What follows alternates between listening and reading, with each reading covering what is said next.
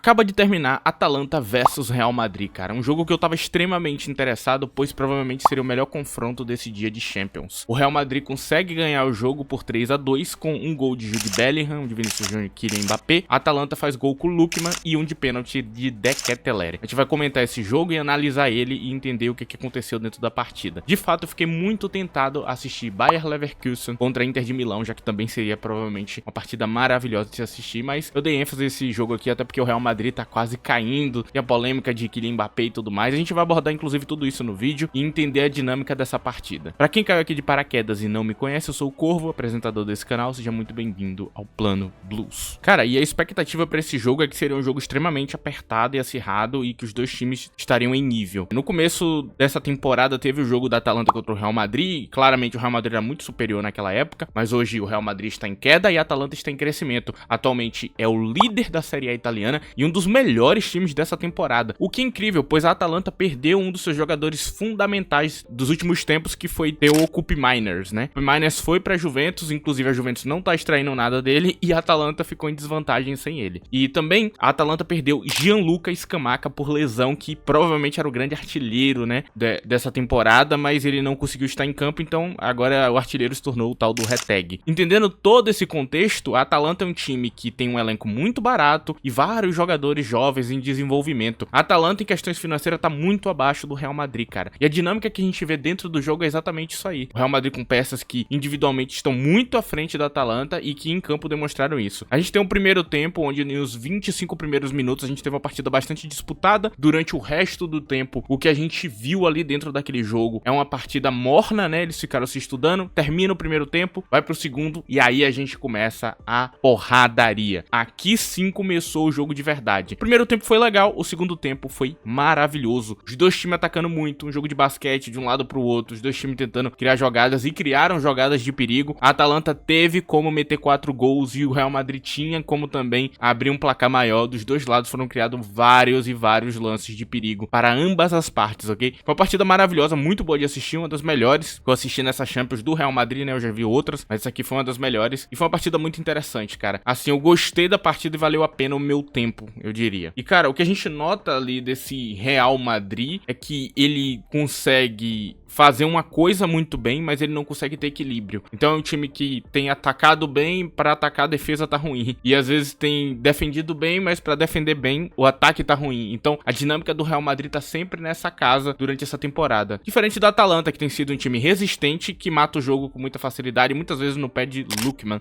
e provavelmente é o melhor jogador do time atualmente, cara. E quando a gente olha pro Atalanta, em questão de esquema tático que eles trazem para jogo, é aquela ideia de sempre de tirar o espaço do adversário, aquela marcação individual chatíssima de enfrentar, que os jogadores precisam ser muito completos para fazer. É um time que dá muita função tática para os jogadores têm que ser muito completos para cumprir, né? Gasperini adora fazer isso com os jogadores, então você vê que tem padrões ali em determinados jogadores que vai para cada partida, que ele acaba determinando para cada jogador. Se tem um tipo de volante no meio de campo, muda a dinâmica do meio de campo. Se tem um tipo de padrão de formação, muda a dinâmica do que vai ser executado em campo. E esse 3-4-1-2 é uma formação que funciona muito bem e é uma formação boa da Atalanta, que visa muito criar uma dinâmica em cima do adversário, né? Ser um ataque mais imprevisível. E é isso que acontece dentro da partida, inclusive, cara. E o ponto é, por que eles estão fazendo isso? Eu diria que é pra lidar com a zaga do Real Madrid com o Rüdiger, que é um zagueiro especialista em perseguição, né? Em perseguir um alvo em específico. Pra evitar esse confronto com o Rüdiger, é melhor que você tenha um ataque mais espaçado que você não sabe quem vai chutar pra gol. E essa execução foi muito bem feita. Só que, é claro, teve um jogador que ficou muito abaixo nessa execução, que é o tal do Pasalic, que não consegue substituir Koopmeiners. Pasalic tá muito abaixo de Koopmeiners, ele não consegue cumprir essa função. Apesar de ser um cara alto, que em teoria deveria cabecear bem, ele não consegue fechar o espaço e encontrar o espaço pra finalização, pra aquela jogada de cabeça que ele deveria estar fazendo, assim como o Koopmeiners muitas vezes acabava fazendo, né? Achando o espaço certo, o cara que acabava sobrando ali no ataque. Isso não tem acontecido com o Pasalic. Pasalic tem inclusive feito um papel muito ruim. Quem tem aproveitado um pouco mais essa fase é o tal do Samardzic, que vem pro segundo tempo aos 58 minutos. É um jogador que aproveita melhor esse tipo de situação, mas hoje não conseguiu entregar muita coisa. Claramente, por ser muito jovem e ainda não tá tão bem treinado, o Gasperini vai ter um trabalho aí de pelo menos um ano aí pra colocar a cabeça desse jogador, mas eu vejo potencial nesse jogador pra ser um Koopmeiners 2.0 aqui da Atalanta, mas por enquanto ele ainda não é. E claramente fez diferença. Se talvez o Koopmeiners estivesse dentro dessa partida, a Atalanta teria ganhado este jogo, ok? Eu deixo isso aqui bem claro. E aí vocês estavam se questionando por que Reteg não foi pra campo. Por causa disso, Reteg fosse pra campo, o Rudiger ia simplesmente rastrear ele a partida inteira e eles não conseguiriam jogar. O Real Madrid aposta em outra ideia, né, nesse 4-2-3-1 do Real Madrid. A ideia deles é uma aposta mais em ter um ataque móvel e imprevisível, onde Kylian Mbappé centraliza em muitos dos momentos, ele atua mais como um centroavante, só que ele joga mais pro time, né, diferente do que estava acontecendo antes. A dinâmica do Real Madrid antes era com um Mbappé que recebia as coisas do time e não ajudava tanto o time. Nesse jogo ele fez pressão alta, ele fez parede, ele dropou em alguns momentos para criar jogadas pro time, então você vê que o Mbappé tava trabalhando pro time e não o time trabalhando para ele como anteriormente. Há essa mudança aqui. E um ataque mais móvel também, que anteriormente estava mais posicional, né? Tava um ataque muito mais fixado do que cada um ia fazer. A gente via Jude Bellingham pisando em todo canto,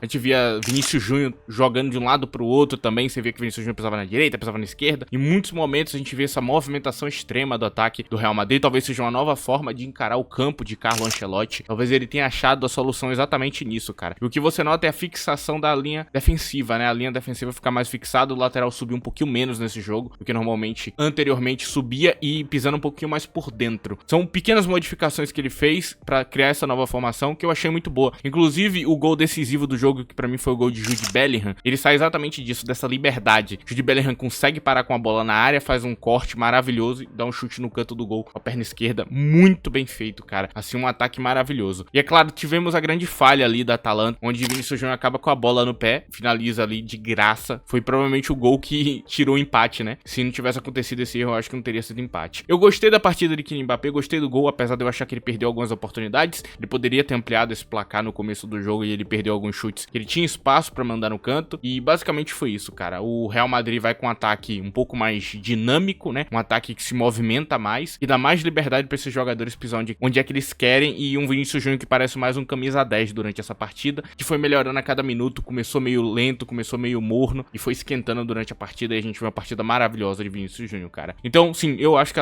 o Real Madrid mereceu ganhar esse jogo. Achei um jogo bem executado, mudanças táticas que aconteceram pra ajudar esse time. Cara, impressionante o quão competitivo foi esse jogo. Pra ambas as partes, assim, eu não tenho muito o que falar em relação a isso. Ambos os treinadores, você vê que eles são treinadores de altíssimo nível, cara. Agora, saindo disso aqui, agora a gente fala um pouquinho sobre quem jogou bem e quem jogou mal, cara. Eu vou começar pela Atalanta, né? Eu acho que eu tenho que destacar muito a partida de Ederson da Atalanta, volante, que eu já pedi na seleção algumas vezes. E, cara, que maluco inteligente, cara. Que cara que sabe o que tá fazendo, assim. A leitura defensiva perfeita, cara. O que eu reclamo de muito jogador, esse cara entrega com uma execução perfeita. Quantas bolas você viu o Ederson interceptando antes dela acontecer? Quantas vezes você viu ele fazendo uma corrida pra marcar um jogador e percebendo que ele ia deixar um espaço e voltando pra cobrir? Muitas vezes, cara. Assim, é um cara que sabe exatamente o que ele tem que fazer em campo. Descia pra linha de zaga, às vezes, pra desafogar a construção. Fazia o que tinha que fazer. Como jogador do nível dele, teria que fazer, cara. Maravilhosa as execuções de Ederson da Atalanta, cara. Que jogador bom, mano. E aí, a gente também tem que elogiar muito o Lookman, que hoje já não é mais um debate se ele é um jogador promissor, cara. Me parece ser o Salah 2.0, talvez, né? Um jogador que começa meio tarde na carreira a explodir, mas que parece um craque, mano. Não tenho mais o que falar, não importa quem é o adversário. Esse cara vai gerar jogo. Ele é muito consistente, ele igual a Salah, tipo assim, um eterno, assim, nota 8, 9. E ele continua produzindo em todo jogo, cara. Não é possível esse cara ser tão bom, velho. E, cara, a função que ele faz no ataque, ela cobra muito, porque você é ponta, você é atacante, você é centroavante, você é tudo nesse ataque móvel da Atalanta. E ele consegue cumprir com facilidade, cara. Não tenho o que falar. Essa partida de Lookman foi perfeita. Eu achei incrível a execução dele e já não é mais um debate se ele é um bom jogador. Agora é hora de algum time grande contratar esse cara, porque me parece a nova versão aí de um novo craque que tá surgindo e que começou tarde, mas, cara, tem tudo pra ser um gigantesco jogador. E aí a gente também tem a Atalanta com De Ketelaere, né, que fez uma partida legal, gerou muita coisa em campo e fez um pênalti maravilhoso. Eu achei a batida de pênalti perfeita, assim, aquela execução perfeita do pênalti com força no canto. O cara que tá defendendo do outro lado é um pouquinho bom, né, Courtois. Pouca coisa assim que ele é bom.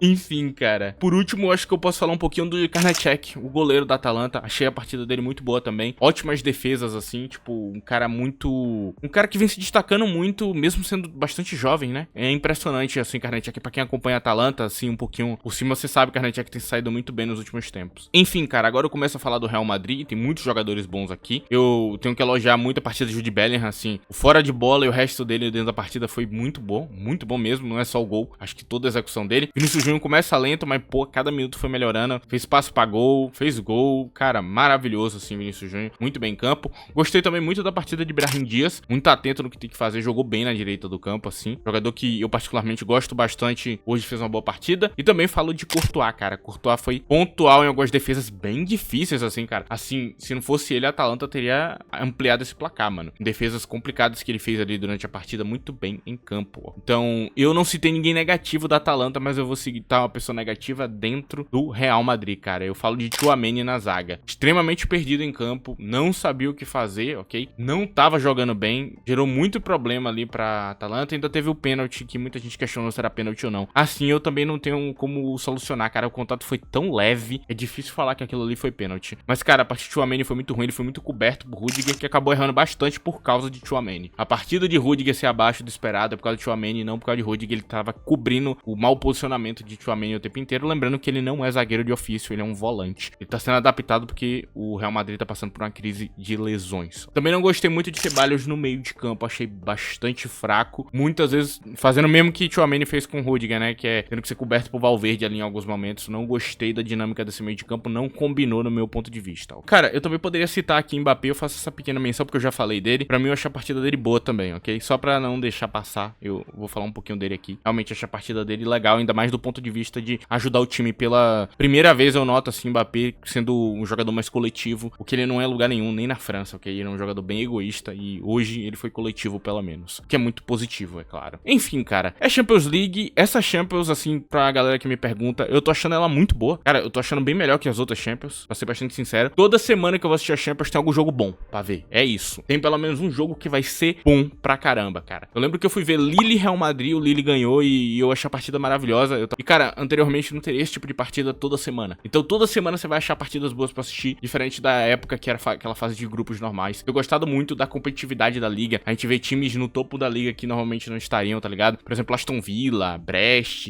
dominando ali. Isso é maravilhoso. Assim, pra quem não tá acompanhando essa Champions, acompanhe, vale a pena. Tem muito time bom, muito futebol bom. Se você gosta de futebol além do seu clube, assista a Champions League. Eu acho que vale muito a pena. E ainda mais quando a gente para pra pensar que se você for parar pra assistir até uma partida que tá um pouquinho abaixo, ainda é uma partida boa, cara. Ainda vai ser uma partida que você vai assistir e vai falar, caraca, que partida boa de um time que nem é tão bom assim, mas sai partidas interessantes, tá ligado? Tem um jogo mesmo que foi o jogo do Milan contra o Clube Bruges que eu assisti, que eu achei maravilhoso, assim. Achei uma partida muito competitiva, muito pegada e, cara, era uma partida que eu não esperava nada, sabe? Tipo, é o Milan e o Clube Bruges. Ambos hoje em dia já não chamam tanta atenção e, cara, foi legal pra caramba. Então eu tô gostado muito de assistir. Peço desculpa a vocês por não trazer tantos vídeos da Champions. Eu, às vezes, acabo não conseguindo gravar, mas hoje eu tô com tempo aqui pra poder gravar e vou tentar cobrir aí pra vocês vários clubes diferentes. Enfim, rapaziada, este é o vídeo de hoje. Eu espero que você tenha gostado dessa análise, dessa partida que a gente viu. Cara, não esqueça de deixar o like, ok? Muito importante a ajuda de vocês pra esse tipo de vídeo aqui continuar no canal. O apoio de vocês é muito, muito importante. Obrigado a todos vocês que me escutaram até aqui. Se você gostou mais ainda do vídeo, não esqueça de compartilhar. É isso, rapaziada. Tchau.